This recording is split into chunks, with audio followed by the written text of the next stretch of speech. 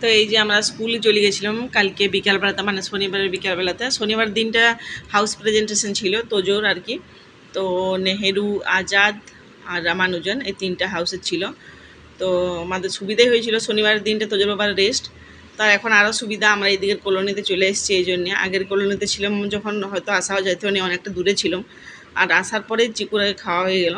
আর আমি এসে পরে যে প্রোগ্রামগুলো হয়েছে সেই প্রোগ্রামগুলার ভিডিও আমি পরে দেবো, মানে কালকে আপলোড করব। আজকে হবে নি, প্রোগ্রামগুলো অনেক বড় বড় আছে, কালকে আমি এডিট করে কালকে আপলোড করব। আর আমার গাড়ি নিয়ে আসা হয়েছে, তোদের বাবা বলে চলো ওই গাড়িটা নিয়ে যাই, ওইটার ভিজাইতে পারিনি, ঢাকা টাকা দেওয়া আছে। আর এই যে দেখো, আগে আমরা ওই রাস্তাটা দিয়ে আসতাম, আর এখন এই যে কলোনির রাস্তা হয়ে গেছে আমাদের আসার, ট্রেনেলটা পার হবে। আমি প্রতিদিন এই রাস্তাটা দিয়েই চিকুকে স্কুল যাতায়াত করি, মানে নিজেই নিয়ে আসি আর কি, প্রতিদিন এই রাস্তাটা দিয়ে আসি। তো আর বৃষ্টির তো কোনো বন্ধ নাই, মেঘ ফাটা বৃষ্টি, যেমন আকাশ ভেঙেছে বৃষ্টি, সব বৃষ্টি এই কদিনই হয়ে যাবে। আষাঢ় মাসে এত বৃষ্টি যে বলার নয়। এই শ্রাবণ মাসে সবেমাত্র বোধহয় 2-3 হইল, ঠিকমতো হিসাব নাই, ভুল বলছি কিনা জানি নি। তো মানে আষাঢ় মাসেই সব বৃষ্টি হয়ে গেছে আর কি এবারে।